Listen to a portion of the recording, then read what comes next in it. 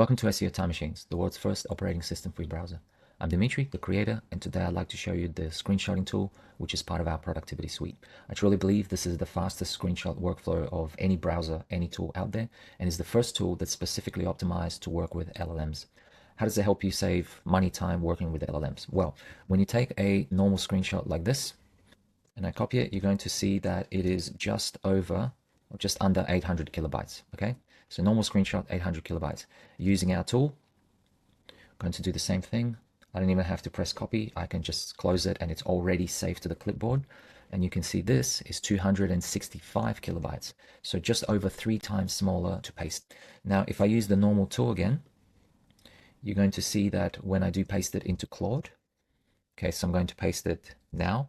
1, 2, 3, about 4 seconds to paste. Might not seem much, but when you're typing and you paste something and then you have to wait for it to drop, it gets annoying, just breaking your flow all the time, and it's costing you extra credits. If we use our tool, do exactly the same shot, close it, okay, I'm going to paste it now.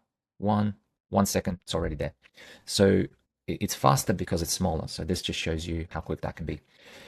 So that is just the speed, the compression, the optimization. How does it happen? Okay, so when you first open the screenshot, you're going to see over here that there is something I've created called a copy shrink factor, which is basically that automatically when you do your first screenshot, it can apply this compression. So you can make it half the size or 1/3 of the size or 1/4 of the size.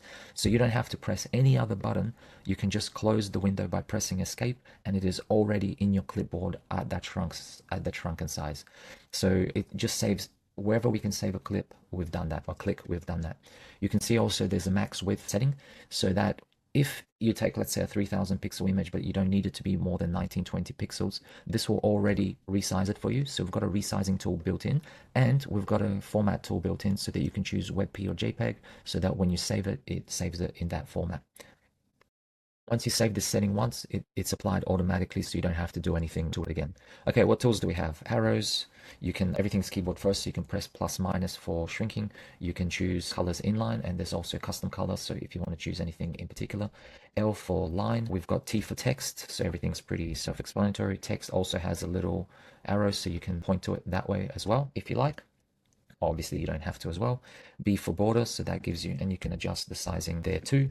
We have, if you press the number 1, it'll give you these counters. Now for the counter, once you set the size, then all the other counters will follow. And if you delete a counter in the middle of the sequence, so number 2, you can see that this counter automatically becomes number 2. There is also a blur feature. So for blur, you can plus minus that as well. Sometimes blurs, depending on the size that you do, can be obvious like that. So you may prefer pixelation. P for pixelation. I'm a pretty simple guy, just keep it easy. Then that way it can really make sure that nothing can be reverse engineered. Everything's just fully secure and protected if you're sharing details or anything. C for crop. So you can automatically crop something, press enter, and it's cropped at the size that you want. There is also a special kind of magnifying feature, M for magnify. If there's a little detail that you want to show a client in a presentation, you can highlight it like this, drag it over, you can make this detail larger, and then if you want to shrink the size of the thickness, you can do that as well. Now, these are all the tools that help you work with the image on the page, and all of this helps you drag it into an LLM faster. So far, everything's designed for speed and compression. One more thing, if you use arrows like I do mostly, then arrow is actually the default tool that gets chosen over here. But if for some reason you use text primarily, there's a little tool, there's a little shortcut you can hover over here if you forget this, but you can press Command and set T as the default tool set. So then next time when you open a screenshot, then the text tool is the default tool that you are using, and so you don't have to press T every time. It's just what's already set. You can click, paste, and just keep going. So wherever we can save a click, I've tried to save a click. My brain just works like that. I don't want to have to do any extra work. Okay, one more thing. Now, that's all well and good for getting things optimized completely for an LLM, but what if you want to make an image beautiful to display? Okay, we've got you covered as well. So when you press K for background, you're going to see this pop up. Now, a lot of tools won't allow you to actually put extra spacing outside of your screenshot. So here you can have up to 500 pixels of spacing so that you can add arrows outside, things like that. So this will give you spacing outside of the screenshot. So we'll give you padding. We can also put border on the outer padding, and we can also put radius on the image itself. So if you want the image to be a little bit softer, a little bit, yeah, less edgy, then you can add the radius. And once you set these, it's going to be there forever. Next thing you can add is a shadow. So this dials in the percentage of the shadow as in how turned on it is. But if you want to really, dial it in with professional settings, then here you can choose the blur, you can choose the offset. So you can go up, down, left, right. You've also got the opacity. So if you want to just have a really subtle shadow, you can do that. And you can also pick the color. So if you want even LSA settings, so if you want to put some opacity there, actually we can't do the opacity here, but we do it there. So if you want to have, I don't know, red glow for whatever reason, then you can do that, just up the opacity, and you can have that for your look. Now the next, actually I'm going to put it to black because I think it'll look better in the next part I want to show you. So the background can be any color. You can also have a custom color, so just choose whatever you want. We also have gradient options, so you can choose anything and mess around with it. So whether you want a radial gradient, linear gradient, you can put an angle on the gradient and move the percentages around. So if you want it to be sharper on one side, less on the other, you can do any of that. You can also have multiple points of gradients. So you can see this one has actually 4 points. You can grab anything to start with and just add extra points and then click on those colors and change them so they can easily be switched for anything that you like. Let's say you do this, just a little bit crazy, and you can move them around. So if you want to swap them or whatever, you can do that. You can have some quite sharp lines. Yeah, basically anything that you want to do, you can do it here. Here's some radial versions, and once you're done, you can save the gradient, and then next time that you open an image, it'll be automatically applied. So let's say this is the look that you want to go for. When you press escape from this view, it'll save this. So if that's what you want to copy, you can press Command C, that'll copy it and close it automatically. So have a look at how quick it is to do something. If I just screenshot it, press K, press escape, press C, and it's already done. You can paste that exact kind of look into your project. So there's a few more settings that we can add. So when you open the sidebar, press S for settings, look for screenshot. We have over 150 tools, so you definitely want to utilize the search bar. In screenshot configuration, you're going to see a few more tools. So this is how I've set up my shortcuts. You can click here and set up any shortcut that you want. That one actually closed the sidebar, so I've probably chosen something else and just habit. But yeah, anything that you click here will get remembered, and it will, because we have a global shortcut system, if you use that shortcut in any other place, it's going to tell you. So if I try to put F again, it's going to say, hey, you're using F for full screenshot. Are you sure?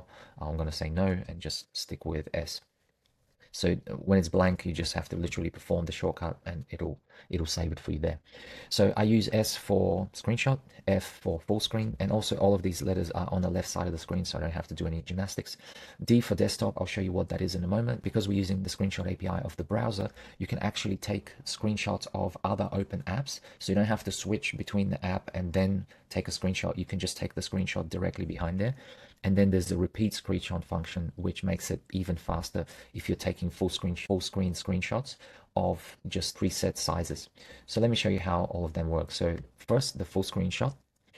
Now you're going to see that we can drag these gutters from left to right, because let's say that I want to take, something that is that wide for some reason. You can do that. And just to show you that it does scroll, let's pretend that I want to take this from here. For whatever reason, let's just say I just want the text from a blog post. I don't need all of that size left and right. You can even make it, obviously smaller by cropping it like this. Press enter, and that'll crop everything. So if you just want the blog post for whatever reason, you can do that. There is a setting you may have seen over here, which is if you click this automatic full width, what it'll do, it'll save you another click, so you don't have to even set the width and then let it go. If I press Control Shift F now, what it's doing is it's taking the full width and it's just scrolling automatically. So it's an automatic full screen screenshotting utility. We do have a bulk full screenshot where we can take a whole website in PDF and other tools. That's a separate tool. This is really more for designers and people working with LLMs like developers. So this tool is designed for speed and compression. The other tool takes full web page screenshots in PDF and other formats, and is more like a scraper than as a screenshot tool. The other tool that I showed you, which is the desktop screenshot, which is Control Shift and D in my case, this will allow you to click. So this is Claude open at the moment. So this will allow you to click on that. And if I just switch back to the screen, you can see that it took a copy of Claude, and then now I can edit it. So anything that's open, let's say you've got some code that's open in the backend, for some reason you want to take screenshots of it, or any part of the video, you can do that. There is also one more use for it, and that is If for some reason you do have console open, normally any other screenshot tool will not let you take a screenshot of the console. Okay, it's limited by the frame that it sees it, so you can't take that screenshot. But when you're using the full screen tool, actually not that one, I meant to press the desktop, wrong one. When you're using the desktop version, it will ask you for the window, and it will take a screenshot of this whole window, and then you can point to the code and explain what's wrong, and etc, etc. So using this method, you can actually take screenshots of the console, which is normally a limitation with any other screenshot tool that you're going to use. And finally, there is the repeat screenshot function, which makes it lightning fast if you want to take the same space but on different pages. So let's say I want to take this screenshot, let's say I want to take a full page. Sometimes when I use all the tools, you have to just do a quick refresh. Let's say I want to take this exact space. I press escape, it's already saved. If I take the next stop and I press the extra modifier key, which I added, which is the command key, it will take a screenshot of that exact space that we defined before. So I can just keep flipping, taking the photo, keep flipping, taking the photo, keep flipping, taking the photo. And so screenshot after screenshot, it'll take the exact space that you define. So if I define that space, when I go back to the beginning and repeat it, it will take that exact place on the desktop in the browser. So whenever we can save a click, we have done that. As you can see, I've done a lot of work to make it as fast and as clean and as customizable as possible. If you have any suggestions, please let us know. We're always developing, always happy to add them. But I present you with the SEO Time Machine screenshot tool, which I still believe is the fastest workflow that you're going to have in any system. Enjoy.